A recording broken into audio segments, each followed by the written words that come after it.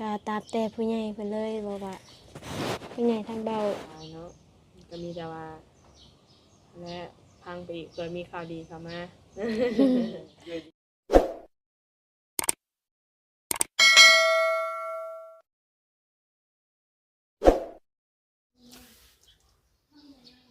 สบายดีพ่อแม่พี่น้อง FC หมู่เพื่อนบ้านใกล้ชิดมิตรใกล้เคียง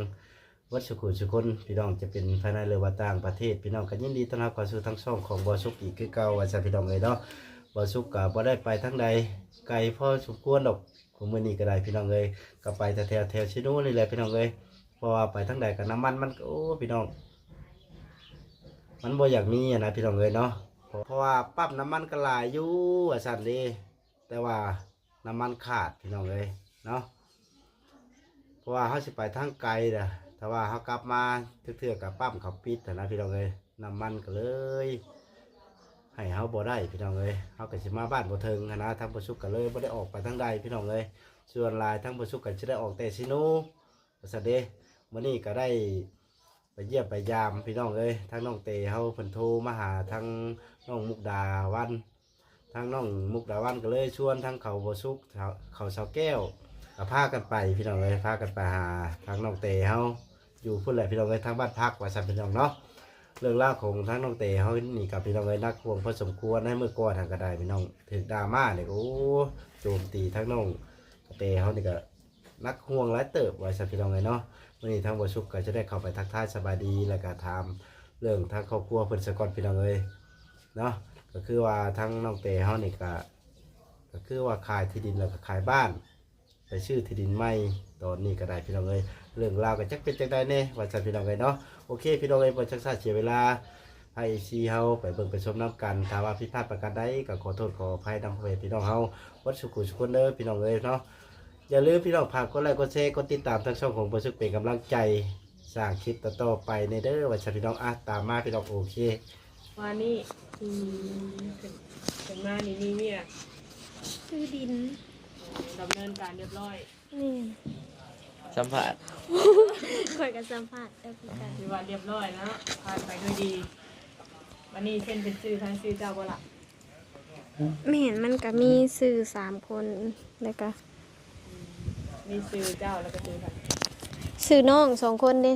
มิกกับติ๊ก แล้วเอาน้องตุ๊กเลย บอกว่าฮอดแล้ว เพราะว่าเพิ่นบ่ให้เว้าเด้ เอาก็ดีได้ถือว่าได้ทีได้ทางคืนเนาะนี่เห็นมาบอสปีนี้ว่าราคา70,000บ่ แม่น ก็ดีแล้วใกล้ๆอยู่บนกลางแล้วก็คือสิใครกลัวอยู่ทุกอยู่เลยเนาะอีกอย่างมันก็เป็นบ้านเกิดมาแล้วเฮ้ย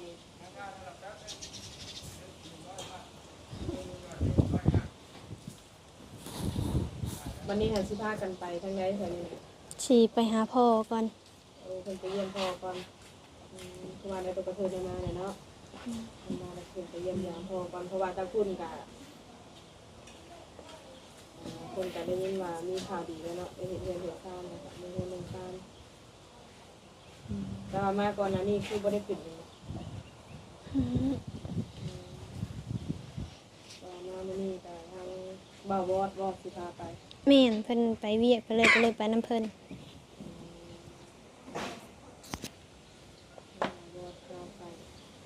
นี่ยังคือเงาๆซึมๆใช่ไหม เนาะ สองคนซึม เออ บ่ได้มีเรื่องกุ้มใจบ่เนาะ ๆเนี่ย เออ เปลี่ยนทรงนี้เลย ดีเดียวในใจบ่ดีจังไดดิ บ่ หรือว่าเมื่อคืนนี้นอนบ่รับบ่ บ่อยากกินข้าวเดี๋ยวนี้ โอ้ว่าตอนเช้าเนาะมันจะมี อันนี้ค่ะสิพากันขึ้นไปตอนเช้าเลยเมื่อกี้ แม่น แล้วกลับลงมานั่นสิได้มานอนพักที่อีกบ่หรือว่าสิพากันกลับเลย กลับเลยมันก็สิค่ำแม่นมื้ออื่นอะไรก็แม่นว่าสิได้มื้อก็ ฮอดพุ่นจักมุ่งล่ะเจ้าขึ้นรถมื้อนั้นบ้าน มื้อนั้นน่ะ4 โมงเนาะ4 โมงปลาย อยู่แข่งไหนกันแท้บ่ จัดไป เอาบอกติบ้านเจ้าบ้านเจ้าแกงสารวัตร เข่งสารวัตรบ้าน บัตรนึกทาง เมือง เมืองเพ เพลง นครเพลง ละครเพลงเพิ่นได้เนาะโอ้มักม่วนได้แถวน่ะเนาะ ถามไปบ่เพิ่นเคยไป เอาเผื่อไว้เนาะ เขตมักม่วน เดี๋ยวเราผ่านไปทางนั้นผ่านไปเฮ้ยใกล้บ้านน้องบอยได้แวะดินน้องบอยน้องแตนก็ว่าไปว่าบ่ได้ได้เนาะ เฮาได้แล้ว ใคร เนาะ อยู่ได้เนาะ มันมีเพื่อมีโอกาสหั้นนะ คันบ่มีก็ถือว่าถามว่าถือว่าธรรมดาอยู่เนาะจะออกรถออกมาบ่ายโมงครึ่งบ่ โหดบ่เฮ้ยบ่โหดเคยบ่จักเนาะมาแป๊บเดียวก็ออกเนาะจะเมื่อแป๊บเดียวรถเขาก็มา เขามาแล้วก็ไปซื้อปีไว้แล้วก็คืนรถ รถตู้ จ่าย แล คน น ละ ไว้ เท่าใดก็2,500คือเก่า 2 1,800,000 แสนแปด โอ้1,800,000 ผู้หนึ่งแสนแปดเด้สาวมาเลย มันขึ้น200,000แล้ว ขึ้น2แสนแล้วบ่จักเดี๋ยวนี้ ขึ้ ก็ นกับบ่ตี้เพิ่นเลยเนาะ น้ำมัน น้ำมันก็แพงกับบ่ตี้เลยสมมุติเอ้ย หายใหญ่ที่บ่ หายากอีก อันเรื่องแพงนั่นก็เป็นของธรรมดาเป็นปกติคือกันกับเฮาซื้อไก่พี่น้องเลยเนาะ บูมาอา พอ ๆ เฮา เนาะ ซื้อแพงแล้วเฮาสิไปขายพ่อนี่ก็ขายบ่ได้เลยเฮาก็ต้องลุบกับบ่ตี้เพิ่น มื่อวาข่อยหากระเตปั๊มสวรรค์จนมาฮอดชินูยังบ่มี สิได้อันกลับมานอนนี่คืนแม่นบ่ล่ะ มันหยังเด้บัด จมเรื่องน้ำมันลดเฮาว่ากินนี่เพิ่นก็เลยจม ได้อยู่บ่ได้อยู่โอ้คิดว่าน้ำมันลดบ่ได้เลยเมื่อบ่ฮอด เพราะ นะ ว่าเดี๋ยวเห็นป้ายไหนก็คือปิดเนาะปตทก็ปิดอันเฮียสายก็ปิด ความลับยังปิดเด้ เอาขออนุญาตถามหน่อยหนึงได้ล่ะเด้อนะแล้วอันส่วนเงินที่เหลือได้สละบัด อยู่น้ำบ่าวลิ เดี๋ยวสิได้อันดำเนินเพื่อนต่อบ่หรือว่าแนวใดหรือว่าสิได้มาแบ่งกันคืน นี่ค่ะยังบ่ฮู้เพิ่นคือว่าตามแต่ผู้ใหญ่เพิ่นบ่อันนี้ก็บ่ฮู้คือกันนะเพราะว่าเพิ่นคุยกับผู้ใหญ่เพิ่นเองนะ วันนี้เงินยังเหลือเท่าไหร่บัด จักเพิ่นจกมื้อวานนี่ก็ให้ลายเซ็นผู้บ้านแบบเพิ่นอันนั้นให้ก็ 2,000 นี่ก็ยังบ่ฮู้ยังเหลือเท่าไหร่ก็บ่ได้ถามเพิ่น มี มี 1,500,000บ่ 1,500,000แม่น1,500,000ก็มื้อเซ็นนั่นก็จักเพิ่นให้ผู้บ้านเท่าไหร่ก็บ่ฮู้มื้อเซ็นขายอันนี้อันนี้ก็บ่ฮู้เพราะว่าเฮาก็บ่ได้หยังกับเพิ่นนะให้เพิ่นเล่นเองเบิด กสิยาอยู่ประมาณ70,000นิดๆนี่แหละเนาะเพราะว่าซื้อดินหา70,000ถ่วนเลยบ่70,000 แม่น70,000ถ้วน พวกเติบเนาะ 20คูณ3 บ่บ่ว่าซาวคูณซาว โอ้20คูณ20 70,000 บาทธรรมดา ก็โอเคถือว่ารอบนี้ขึ้นมานี่ก็มาเพื่อดำเนินการเรื่องที่เดินทางเนาะ แม่น ตอนนี้ค่ะเป็นที่เป็นทางมีซื้อเจ้าแล้วก็น้องมิกน้องมิก น้องติ๊ก น้องมิกน้องติ๊กตอนนี้น้องเพิ่นมีใจสละ เพิ่นอยู่พู้นอยู่วังน้องเว้าไปแล้ววังโทรถามแต่ตอนนั้นเพิ่นอยากมาเลยเด้จักสิได้อีกเด้อยากมาลินบ้านเลย มาครับจังสิไปลงใส่เนาะจังสิไปหาไผน้องกับเมื่อพูดวันนี้อ้ายก็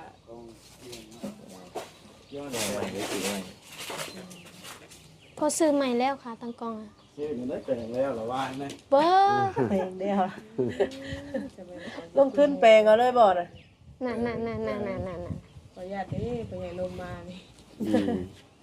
จังหน่อยสิบ่ได้ค่ะตังกล้องเนี่ยโทรศัพท์ไหมวันนี้เนาะ โอ้ได้เหตุการณ์ได้นะเป็นการก็ได้โทรศัพท์ใหม่แล้วอ่ะ จัดไป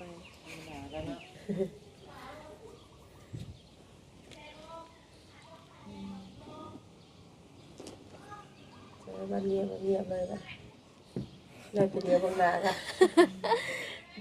อ้าวหัวได้หรือว่าผู้หันก็เฮ็ดหน้าบูดอยู่ เปเนาะบอย โดยสบายดี มักซ่าแล้วมื้อนี้บอยแนมสนได้อยู่ไปเว้นไปมัวหาน้ำมันอยู่จ้ะอันนี้ โอ้รอคิวกันเนาะได้ได้บ่ จะต้องจับอ่านจับบ่ตา บอก อืม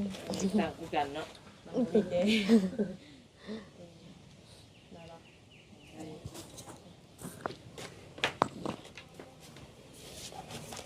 จวดไปจวดมาเนาะคือว่านอนนั่นพักอยู่นี้ค่ะฟังข่าวดีเข้ากับพวก กลับไปแล้วจังมื้อก็ กลับวันที่11มาวันที่15 โอ้ ตามมื้อเนาะ 3มื้อ 4มื้อก็ ก็ ได้ ไปเฮ็ดเวียกให้มันแล้วละมาบ่ งานโดงเอื้อยเพิ่นเด้กินนี่จังมาเมื่อวานนี่ก็มาว่าเอาไผ่มาขึ้นเฮือนหญ้านี่เอาไผ่มาเหยียบเฮือนหญ้าอะไรก็เลยมานำเพิ่น อยู่ไสค่ะ บ้านนาโพบ่ นาโพอยู่จ้ะ นาโพนาเก่งนี่ เออ โอ้ คุณนะ เอาคือเอา ไก่แท้ ทางเด็กสิ คือได้ผัวไก่เธอเฮ้ย จักเด้อบ่เอื้อยจะคือได้ผัวไก่เด้ เอาเนาะอยู่พุ่นเนาะ ไปเห็นกันอยู่ไท มัน ย ก็ บ่ สนิ่งสะแน่นได้เฮ้ย เห็นกันอยู่ไทย วาสนาถือกันมา บ่ค่อยว่าสิแบบว่า คือแบบคนละบ้านก็จริงว่าสิถามอยู่ว่าจุดเริ่มต้นเพิ่นไปพ่อกันอยู่ไสมันต่างกัน ว่าเด้อถ่ายเอากันนะ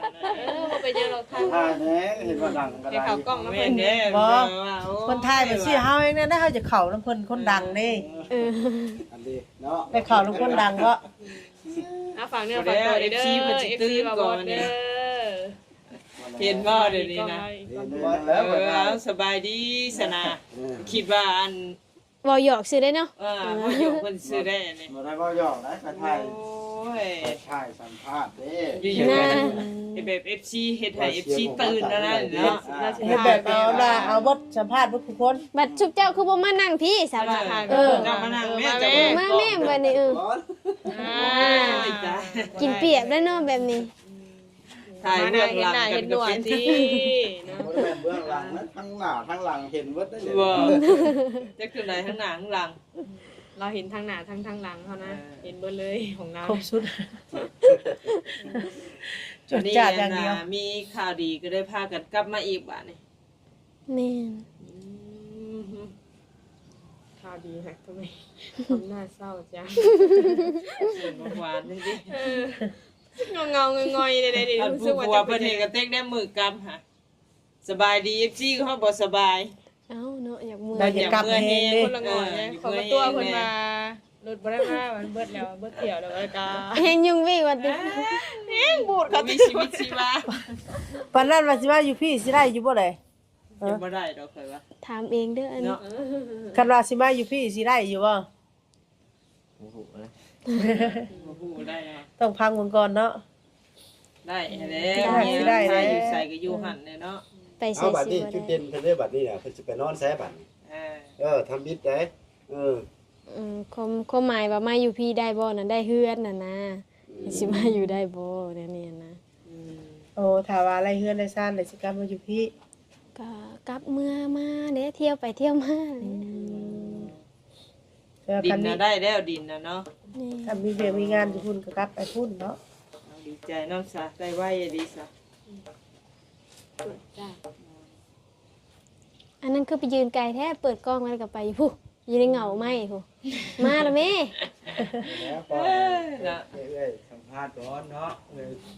อย่ามาซับซ้อนกัน เป็น ก็แบบนี้ได้แน่เบิ่งกันแล้วก็บ่จักแน่ว่าอันนี้ใช่ไหม เอ้ยบ่แปลกเอ้ยเพราะว่าสไตล์แล้วแบบนั้น แม่นี่มาบอกเลขบ่มื้อนี้ เนาะ เอาเฮ้ยเอา เฮ็ด เอา เพิ่น เฮ้ย บ่ เอา ได้โตแต่เนาะบ้านนี่เจ้าว่าแม่นนี่บ่จักบ้าน ตัวเด็ดเด้อเลขไทยเด้อมีเด้อ เห็นบ่เฮ้ย แม่น โตเล็กแขนซะ เลขไทยนะ26บ่ได้ เห็นแล้วเนาะ เล็กแตน คอยบอก FC คอยอยู่ที่07เลขห้องต้องไปหั่นน่ะ จัดไป ได้เฮ้ย4 ก็ห้องเก้าแล้วว่าบ่ล่ะ ของ มา เก่า ก็พักของเก้าเนาะ เก้าห้องเดิมคือบ่มีไผนอนแทนนอนห้องนั่นก็ได้ รู้สึกว่าห้องมันจะลายนี่เนาะ อยู่เทิงก็ยังบ่ได้เต็มแต่อีเพิ่นว่าให้ฝากอยู่เทิงก็เลยว่าลงมาพี่ มันสิสงบอันนั้นเลยเนาะอีพี่เนาะ ไก่ทางรถก่อน อยู่พุ่นมันสิใกล้ทางรถ ได้ดินได้ดอนได้บัดนี้บางแผนสิสร้างเรือนบ่บาดนี้ ก็ตามแต่ผู้ใหญ่เพิ่นเลยบอกว่าผู้ใหญ่ทางเบาดี อืม เอาโทรศัพท์มาให้นี่ไปเอามาไป จะเป็นสิว่าเนาะ คือซ้ำมายังบาดนี้ดินน่ะอยู่ได้ดงเหี่ยวล่ะ แม่น โอ้บ้านเกิดเมืองนอนบ้านเก่าเนาะ บนเก่าบนเดิมเที่ยวมาอยู่พี่แล้วสบายเพราะว่าอีหยังก็อายยังก็อยู่พี่เนาะ กับคนหูจังแน่ เอาอยู่พี่มัน มีบอลเฮาจักเนาะเฮาดึงเฮาเคยเด้บ้านเกิดเมืองนอนเฮาไง มันก็สิโอเคก่อนกาวหลายเนาะมันก็มีแต่ว่าและพังไปอีกเกิดมีข่าวดีเข้ามา เลยดีก็ซ้ำได้เพื่อนแต่เนาะได้ขี่ได้บอลเจ้าของเลยอ้ายได้เสมอเยี่ยมอยู่บ่อ้าย บ่เห็นเมื่อ2เทื่อก็บ่เห็น เอ้า ติดต่อเพิ่นได้อยู่บ่ล่ะ บ่เพิ่นบ่มีโทรศัพท์ อ้า ตึกก็อยู่บ้านหั่นแหละสิไปไส เนาะ แต่ว่าเมื่อช่วงเวลาเราไปหาอยู่หากินเลยเนาะ เราเป็นคนไปเนี่ยนะเบอร์นี้เนาะ ไปตลอดอีหยังเลยเห็นนี่อยู่ เขาถือว่ามื้อนี้หันสิขึ้นไปเยี่ยมพ่อมื้อนี้เนาะแล้วก็กลับลงมาพักอยู่ที่คือเก่าและเวลาเก่าก็ได้กลับมาบ้านคือเป็นมื้ออื่นกลับมื้ออื่นบ่ มามื้อสองมื้อกลับอีกเนาะไปลวนมาลวนตลอด กลับไปวันนี้สิลงมามื้อใดเด้บัดนี้เนาะ บ่ฮู้ อันนี้ยังบ่ฮู้เลย ถ้าได้ข่าวดีอยู่แล้วเนาะ ถ้าว่าน้องเพิ่นได้ข่าวดีอาจสิลงมาอีกเนาะข่าวดีแบบเฮ็ดเฮือนอะไรอย่างนั้นเนาะ ก็เป็นทางอาจจะเป็นน้องเตได้เนาะมาอยู่ที่ซัมซาเพิ่นเฮ็ดเนาะอะไรนี่แต่ก็ฟังไปเนาะว่าน้องทั้งสองนั้นเพิ่นก็บ่อยู่เด้น้องสาวเพิ่นน่ะเนาะ นี่ว่าโดนหับส่งสิไปนี่ว่า มื้อนั้นน่ะเพราะว่าแม่นบ่าวอดนี่บ่ขี่แกใส่ชุมข่อยแม่นบ่ ไปอย่าขี่กับว่าเด้ข่อยกันเลย ใช้แล้ว อยู่บ้านข่อยหั่นเด้ขอเบิ่งคือว่าคือรถเฮียเพิ่นว่ะแม่นบ่ แม่นแล้วก็เขา เออ บ้านมื้อนั้นเด้ แม่นเพราะว่าอยู่ ยินว่าสามุก ฮะ คุณมาให้ขี่นางในกับขี่กับบ้าก็ได้เด้อ พ่อเป็นบุญตาบ่พ่อเป็นบุญนั่นเด้ เอาพอได้ติดเสื้อติดแนวนี่ ข่อยก็ดีใจแล้วสนวนเด้อมื้อนั้นเนาะแต่มีแต่ข่อยว่าเพิ่นบีบแกหยังข่อยแม่ตัวโอ้แปลกแต่ก็บ่เคยมีรถแบบวิโก้เพิ่นขี่เกาะขี่แกแล้วเนาะ ไปเด้ดิ ตัวไปเด้ตัวโอ้ยสิได้เนาะเฮ้ยว่าเฮาบ่มีหมู่บีบแกใช่เฮาก็มีเฮงเหงาตัว ทำมันนี่ได้ซะ เรื่องวันหน้าเด้อคือ น้อยใจ เด้อ น้อย เห็น ใจ เด้ แล้ อ วเนาะตัวเฮ้ย บ่น้อยใจแล้วข่อยสิว่าโอ้ยขี้คุยเท่เด้ข่อยก็ว่าเท่านั้นแหละ บ่ทาเด้อรถไผเพิ่นน่ะคือสิว่าบีบแกใช้เพิ่นน่ะข่อยก็งัวขึ้นหลังนี่โอ้บ่แม่นรถเฮียบอสเพิ่นบ่ว่ะโอ้ยัน จื้อแน่เจ้าก็ได้8224ค่ะ ข่อยชื่อตีนว่า เรียกน้ำรับ บ่เฮาบ่ค่อยจื้อแล้วเพราะว่าเฮาบ่ได้ค่อยเห็นแล้วเด้เนาะ ยืนห้อยเด้เขา สิบ่จื้อห้อยสิบ่บัดนี้ แล้วข่อยก็อ่านว่าต้องเป็นเฮียบอสโดยแท้ๆว่ะ ก็แก้ไม้เข้าไปให้บ่จ้อยสิ เมียนบ่ว่าอยู่เราก็เคยเห็นนี่แหละพี่น้องกับบ้านเฮามันจะบ่มีเนาะรถแบบนี้เนาะ เลยโดดเป็นเฮียเป็นเสียแล้วหน่อย แม่มันแน่ อะ นะ ไรจะเป็นจี้บ่ฮะ บ่อยากอายเลย บ่ซีซันก็เปลี่ยนแล้วนะ ธรรมดาได้เฮียเนาะ ซีซันก็เปลี่ยนแล้วนะ ชื่อว่าขี่เอาเผื่อได้เป็นจี้เอากันเอ้ยน้อง จัดไปเปลี่ยนนวล มันเฮียบ่ได้เฮามันบ่มีแล้วมัน เลี้ยง เฮีย แต่หัวพุ่งมันบ่ได้ดอกง่ายดอกเฮานี่ แต่ตีนนี่ย่านบ่จุบได้เดี๋ยวนี้นะ บ่กล้าเอื้อมเด้อ บ่ยังบ่ได้ก็เอาตีนมานอนกอดก่อนก็ได้ อ้าวน้องเต๋อกันมันสิเก่านะน้องเต๋อมันสิเบิดคุณภาพเพื่อได้รถนะ โอ้ยมันสิเชื่อสภาพติ หรือว่าหาเอาแนวมันบ่แพงก็ได้อีหยังวันนี้บ่แพงนี่แถวนี้แบบบ่ต้องเอาหยังหลายนะเอาตีนมันเพิ่นสิแพงบัดนี้ บ่แล้วค่อยคิดคักแล้ว เดี๋ยวนี้บ่ว่าเอาหรอกน้ำมันแพงบ่ย่านบ่มีน้ำมันเติมได้เฮ้ยไปปั๊มใดก็คือว่าปิดตลอด อย่าบ่มีเงินเติมนี่แล้วหลายกว่า ได้500,000นะบ่อัปเดตให้ได้400,000นะได้400,000ได้แต่12ลิตร แม่นอยู่ได้ นี่แล้วก็สิยอมตัวนี้แล้วก็ เลยดิ บัดนี้แล้วนู้สิได้ปั่นรถถีบไปหาถ่ายคลิปเนาะบัดนี้ สิบ่ได้ไปสิน้องเต๋ ย่านได้อยู่แต่เฮือนและขอบัด ล้านสามได้แต่อัน400โลนึงตัวโดดได้แล้วทางใดก็ยาก ทางบ่บ่ พาน้องเตขึ้นไปพุ่นคำพุ่นบ่มา ครับแล้วลังเทื่อก็สิให้เพิ่นนอนอยู่พุ่นแล้วพ่อเพิ่นอยู่พุ่น บ่เด้ ขึ้นไปนี่เป็นนี่ประเด็น โอ้ได้บ่ซ้ำ ขึ้นไปหาพ่อคนนี้ เพิ่นขึ้นไปอยากไปเล่นน้ำพ่อก่อนกลับบ้านผัวชื่อนะบ่ได้เห็นพ่อแต่ถึงมาเด้ โอ้ฉันบ่ เพราะว่าข้อยก็ขึ้นไปเฮ็ดเรือนอยู่พุ่นพอดีนะเพิ่นละขอติดรถไปนำ สร้างได้น่ะ เอ้า ญาติว่า เจ้าเฮ็ดเฮือนให้ใครดิ นะ เพื่อนให้พ่อ ไม่เท่า ตาเด้ ไม่เท่า ไม่เท่าไปพักไม่เท่าพ่อเจ้าบ่ อันก็ไม่เท่าน้องน้ำติบ่แม่นว่า คือหลังมึงใหญ่เลยเนี่ยเนาะข่อยเห็นน่ะ ร่างชาวบ้านนี่ฮะ เจ้าของอ่ะจักต้นเช้าอ่ะ เฮ็ด8ต้น เป็นเพื่อนสันเดี ที่ ยว เจ้าเฮ็ดเองได้บ่บัดนี้ ค่อยนี่แล้วเฮ็ด มาทีมงานได้ เบิดทีมเลยให้ อย่าไปเบิ่งเด้เนาะ ไปน้ำกันนั่งเต็มกระบะไปโลดไปแล้วก็เฮาบ่ซื้อเองได้ข่าวให้บ่บ่เลยซื้อ สิเบียงนะ เออ เราเป็นเฮียแล้วอะ ไปน้ำเพิ่นเด้ ว่าไปน้ำในบ่เสียเฮีย โอ้ยอยากอายเด้อ เออ เดี๋ยวว่าหัว เออก็จะอยากอาย เอ้ยนะ เนาะ ทีมงานโทรนำแล้วนี่เช็ดได้บาทนะ โอเคสะเนาะคันชันกันเพราะว่าทางน้องเพิ่นก็สิได้เดินทาง เพราะว่าคันโทรนำโอเคได้ อ่า โอเคโอเคไปคนเดียวเลยบัดนี้ โอเคสะเนาะมีแต่ว่าคลิปนี้ก็มาผมมาเจอน้องเตอยู่ที่เก่าที่เดิมตอนนี้เพิ่นก็ ไปดวนมาดวนคือเก่า ไปแล้วกันว่าวัดสุคนนะ ไปอยู่นั่นนี่ ไปอยู่ได้อ่า บ่ดีได้ เนี่ย เออจริงจังเลย ไปอยู่ ไปอยู่ ไปจริงจังเลย เจ้าจริงใจว่าติว่าโอเคสา โอเค พี่น้ สา อง พี่น้อง เนาะ เอ้ย เห็นว่าทางน้องเพิ่นพาเนาะเพราะว่าเพิ่นก็ติดรถขึ้นน้ำมาวอดเพราะว่าทางทีมงานเพิ่นก็ถ่ายอยู่เพิ่นเลยพี่น้องอยู่ โอ้อยู่ข้างนอกบ่เคยเห็นอยู่ แม่นๆ วงเวียนแยกซีโน นั่นแหละนั่นแหละ สองคนถ่ายอยู่หั่น ป้าสามีแต่ว่าคลิปนี้ก็สิประมาณนี้พี่น้องเนาะจังใดก็ถ้าว่าน้องเพิ่นได้กลับลงมา เดี๋ยว พักบนเก่าเอ้ยก็สิได้เข้ามาหากระโทรบอกเอ้ยเด้อ โอ้ยเดี๋ยวจะโทรบอก หมอน้ำคือเก่า เอาโอเคสบาย โอ ดี เคสบายแล้วบ๊ายบายพี่น้องสบายดี เอาหูเดี๋ยวบัดนึงเพียงกัน เดี๋ยวเอามาให้ก่อน